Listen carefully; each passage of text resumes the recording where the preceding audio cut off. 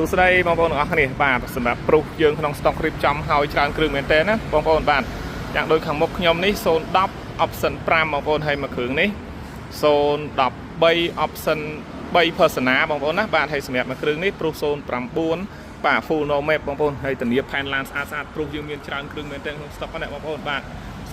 06 07 08 09អីគឺយើងមានទាំងអស់ណាបងប្អូនហើយអាក្រៅពីប្រុសក៏មានដែរនៅខាងនោះអីគឺយើងមានទៀតបងប្អូនហើយសម្រាប់មួយគ្រឿងនេះ07 full no map បងប្អូន07 full no map ក្នុងប្រភេទទាំងអស់បងប្អូនបាទហើយសម្រាប់មួយគ្រឿងនេះ07 full ពេញបងប្អូនណាបាទ07 full ពេញបាទហើយសម្រាប់មួយគ្រឿងនេះ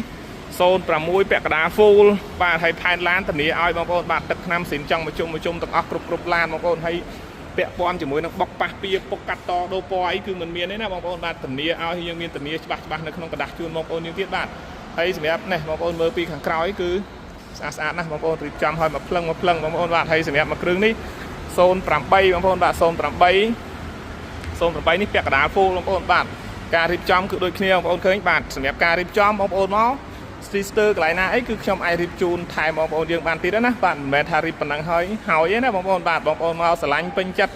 ចង់ឲ្យខ្ញុំរៀបបានរបៀបម៉េចយើងស្រួលគ្នាយើងអាចរៀបជូនបងប្អូនបាទហើយសម្រាប់បងរំលោះអីគឺយើងមានដែរណាបងប្អូនបាទយើងមានបងរំលោះ25ខែក្រុងជាមួយនឹងឯកសារងាយបងប្អូនអញ្ជើញមកមើលឡានត្រូវឡានដាក់ឯកសារបងរំលោះបងប្អូនបាទយើងរំលោះជាមួយធនាគារណាបាទហើយបងប្អូនអាចអញ្ជើញមកមើលផ្ទាល់បាននៅធីរ៉ាអូតូបងប្អូនបាទចិត្តស្តុបបឹងបៃតងហ្នឹងទេបងប្អូនបាទយើងមកពីស្តុបបឹងបៃតងមកដល់ស្តុបហ្នឹងហូស្តុប100ម៉ែត្រខាងស្ដាំដៃគឺដល់ធីរ៉ាអូតូបងប្អូនបាទរាល់ព័ត៌មានចម្ងល់ផ្សេងៗបងប្អូនយើងអាចធ្វើការសាកសួរមកខ្ញុំផ្ទាល់តាមរយៈលេខទូរស័ព្ទដែលខ្ញុំដាក់នៅខាងលើស្រាប់ណាអរគុណបាទ